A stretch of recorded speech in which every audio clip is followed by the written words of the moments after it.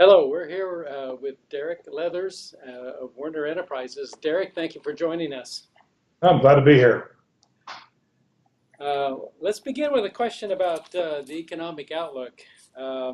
Most trucking executives that we've spoken to are very optimistic about what's to come, but not everyone is seeing signs yet of increased demand for freight hauling. Can you give us an idea of what you're seeing there at Werner Enterprises in terms of demand for freight hauling and maybe the outlook that you see for truckload in general in the next year? Sure. I mean, I think we're all dealing with a little bit of mixed signals. I don't think the economy right now is real robust. I think we all recognize that there are slow, kind of gradual improvements going on, and that's good news. I think as we look at it, there's no one big thing moving. I mean, it's not you're not seeing a sudden boom in any one sector, but we are seeing slow, gradual improvement. I think at the same time, though, the underlying theme is you're seeing a migration toward quality that's happening right now. So shippers and consignees around the country looking to align themselves with quality carriers, especially in advance of ELDs. And so demand is more like the weather; it's more localized right now. So those carriers that are ELD compliant, that have a quality product, we feel we are here at Werner, we're seeing pretty good demand, and so our demand's been strong. Bookings have been strong. It's been somewhat difficult at times to square with the broader economic data because the economic data isn't particularly robust. But I think that's a combination of a diversified portfolio, both in products, but also in customer types. And so although, for instance, we are roughly 50% retail, within that retail sector, we do a tremendous amount of work in discount retailers, dollar stores, people that really survive well in good and economic times and are doing well. So the individual customer stories that we've aligned with are strong ones right now. So that's been a benefit. And again, I can't overstate it enough. Despite all the rhetoric out there around ELDs from some that say it's a non-issue, clearly customer and shipper behavior seems to be taking it serious as it relates to market share shifts to carriers that are fully compliant and have a long track record like Werner Enterprises does. Yeah, and that's interesting. As you say, Werner has probably the most experience of any carrier in using ELDs. It would be interesting, I think, for our audience to hear a little bit more about how you think that has affected your own operations in terms of productivity, let's say, and what you think is going to happen to the driver market going forward as these things are implemented for everyone. Yeah, so starting with a little of the history, we were the first carrier in America to convert to electronic logging devices. We have a 20-year plus history with them and are approaching 18 billion miles delivered with electronic logging in place. So we have a tremendous amount of history. That's both good and bad. It means we're uniquely prepared for this transition. It means when we start talking about the productivity impact of them, we're going back a couple of decades into our history books to really kind of analyze that. But what we saw and what we think most large fleets have seen as they convert is, in the neighborhood of 3 to 6% type productivity hit during the conversion phase. The conversion phase was really defined at each carrier, I think, by how quickly they adapt the new technology, how quickly they integrate it. But for us, if you kind of take the midpoint of, call it 4.5%, we lived with that productivity hit for about a year. Coming out of that first year, that hit started to decline. We started to adapt better and utilize that electronic information better. And by really around year 3, we were back to neutral and really have seen it as a positive since then. So said differently, what we believe is that with 50% of the industry not yet converted, that 50% will likely see somewhere in that same neighborhood, probably closer to the high end of 6%, just giving the fact that if they haven't converted at this point, there's a variety of reasons for that. It could be technology constraints, capital constraints. It could be that drivers are running more miles than can be done on electronic logs. And as that conversion happens, I think they'll see 5, 6, 7% type impacts, maybe a little greater. But that's only half the industry. So divide that number by half, we think somewhere in the neighborhood of 2.5 to 5% total impact industry-wide is what we'll see as we get closer to the deadline. Time will tell. We've been consistent on that number for the last year and a half whenever asked.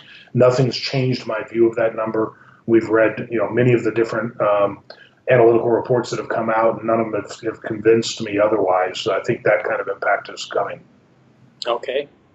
And obviously some impact on capacity as that plays out. Yes, certainly. I mean, when you take miles out, it's the same as taking trucks out. So it's really a 3% on the low end, I think, type impact to capacity. And for viewers' perspective, Werner is less than 1%, just shy of 1% of the industry. So, it's 3 to 4 Werner enterprises kind of worth of capacity leaving the market as we convert. But it's the right thing to do. We need to be on a level playing field. We need all of us to be operating legally. And that way we can, with data, start to argue about whether or not hours of service should be changed over time. And I argue that it should be. But until we can prove that we're all operating legally, it's a difficult argument to make. How would you like to see it changed? I'm just curious. Well, I think there's things in hours of service that are well intended. I mean, we've already gotten one of the most important changes done, which was the elimination of the 1 to 5 a.m. Reset. The need to shut down trucks and then put them on the road during rush hour traffic. That's one that's well intended. It's focused and its intent was to make the roads safer. Its outcome was that it did not. And when we see that, we have to adapt, and we shouldn't just leave a rule in effect if it's not having the intended safety benefit. Arguably, one of the things that makes it very difficult for our drivers is, some of the mandatory 30-minute breaks. It's hard to manage fatigue. You can't legislate fatigue. Fatigue is a very personal thing, and so I'd rather see a world where drivers are able to rest and take breaks when they need them versus mandating 30-minute breaks at prescribed times that may come when they're perfectly rested and may not be available when they actually need one later. And so, there's some tweaks that I think could be made over time to allow drivers more flexibility as long as we know they're operating legally and well within the grander scheme of hours of service, and eliminating some of these mandated breaks. One of the concerns we've always had on the 30-minute mandated break is the idea that accidents happen most frequently when parking, when slow maneuvering, when entering and exiting highways. Yet we're doubling the requirement of those very activities in every driving shift by adding this 30-minute break-in, and drivers generally don't like it either. And so I'm not saying we're out there beating the drum to change it, but it's something on our radar that we'd like to have as an open dialogue post ELD conversion. Yeah, good point. I wonder if you could talk a little about the shift from over the road to dedicated. I know this is something you focused on at Werner, and we've seen it in other companies as well. Do you see this continuing, and is this something that will be encouraged by the ELD requirements, for example? Will we see more capacity going to dedicated arrangements? Well, I think, so a couple of things. I'm going to back up and answer a slightly different question first, but ELDs, one of the things that I think gets missed in ELDs, everybody thinks about the impact they have in the over-the-road business. They don't realize it has an equal, if not greater, impact within dedicated fleets. Dedicated fleets have more touching of freight, more stopping and starting, more stops along the route, et cetera. And electronic logs will have probably a greater impact there. However, with that said, we've seen a migration and a continued growth in our business and in our portfolio towards more dedicated solutions. As a matter of fact, in late 2016, for the first time, the lines crossed and we had more trucks in dedicated than we had in our one-way van division. And so our over-the-road fleet is slightly smaller than our dedicated fleet, and we think that will stay that way for the foreseeable future. We will look at incremental truck growth on a case-by-case basis, but it would not surprise me if we woke up 2 years from now and saw dedicated representing 60% of our fleet and one-way over-the-road trucking representing 40%. I think that migration is because customers are looking for more and more service, higher levels of service, closer to the customer, shorter delivery windows, and dedicated is the way to do that. And I think carriers are looking for more stability. It's been a very difficult, several-year run for carriers. And as recently as this last, if you look at the first quarter of this year, multiple members of the 11 publicly traded truckload groups didn't even turn a profit. It's a difficult time to be a trucker. Dedicated insulates you a little bit from that. It's not easy work, but it's more stable. So I think both carriers and shippers are migrating that direction. And we certainly like our positioning and the fact that we've been in dedicated for 20 years at this point and growing, and so we have a lot of history. Okay, great. You know, another issue we hear a lot about is consolidation. And wondered, you know, at Werner, you're a company that's really not participated in mergers and acquisitions. You've grown internally for a long period of time. So do you see that changing for yourself? And do you think, and what impact do you think we'll see industry-wide as a result of consolidation? Yeah, I mean, I think there's a flurry of activity right now going on out there, and how much of that translates to actual consolidation is yet to be determined. But certainly here at Werner, we see more opportunities to look at companies that are up for sale or looking for a buyer than we have in many, many years. I think ELDs drive that. I think the increased competitive landscape drives that. It's a difficult time to make money in trucking, and so there are people that are approaching the point of their career where they're looking for a buyer, a strategic buyer to maybe take that business over and take it to the next level. We do look at deals all the time, and they are hitting our desk on a weekly basis, not just monthly, but a week doesn't go by without something coming across. We are open-minded to it, even though we haven't traditionally done a lot of acquisitions. And I think time will tell. If we find the right fit at the right time, you could see Werner make a move in the M&A space. But clearly, we're conservative. Clearly, you know, we are very careful with our analysis, and as a result, the hurdle rate's pretty high for us to find one that fits. And our interest, as we think about growing and as we think about a potential focus for M&A work, will be more likely to happen on the logistics side than in our trucking operations. We like our truck fleet. We like the newness of it, the quality of drivers of it, and it's difficult to analyze any trucking operation today and ascertain what that profitability will look like if they're non-ELD today. And most carriers for sale today are non-ELD carriers. So those profits that are on the books are going to look quite a bit different post-December if they don't migrate through this transition properly. And so our appetite for that type of acquisition is probably lower. Okay, thank you very much. Question about payment policies that we're seeing. Some shippers are asking for longer time to pay carriers. Have you seen this in your own business, and is it a trend we should be concerned about? Yeah, I think all of us should be concerned about it. I think anybody in trucking needs to be concerned. You know, the trend is pretty straightforward. It's usually the largest of the large multinational type companies looking to their supply chain as a source of cash flow and really a opportunity for additional capital.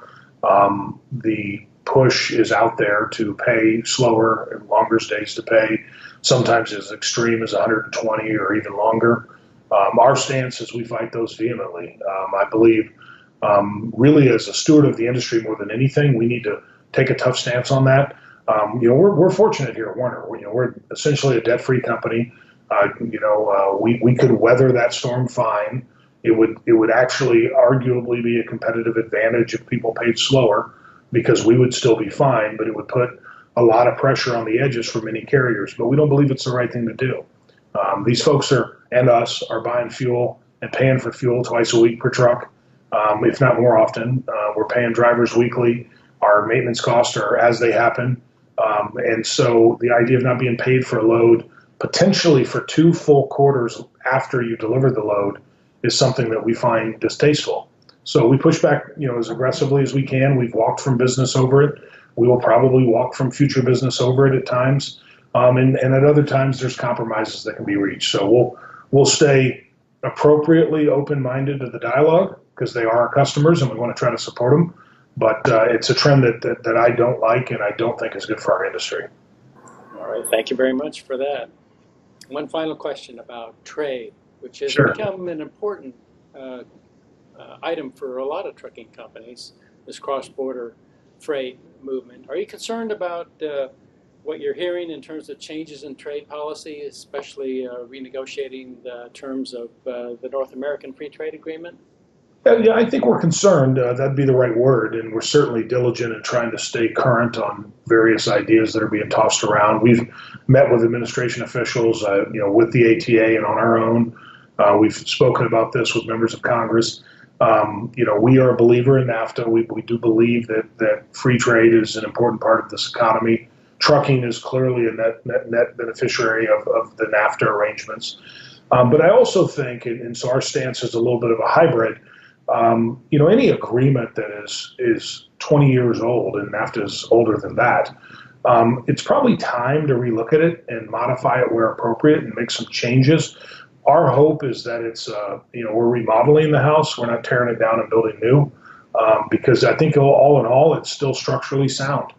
There may be some tweaks needed here and there, and we're open-minded to that, and we're certainly giving input when input's asked for. And so we'll keep a close eye. We're the largest cross-border carrier to and from Mexico. We take that very seriously. We're very proud of our Mexico operation. We also do business in Canada, and have a fairly significant presence there. And so we'd like to see NAFTA, by and large, left in place, and maybe just tweak around some of the issues that need updating. And there are some of those, and so we understand that. Excellent. Derek, thank you for taking time to talk to us today. Sure, thank you. It's always a pleasure, and appreciate you having me on. Thank you so much. Thanks.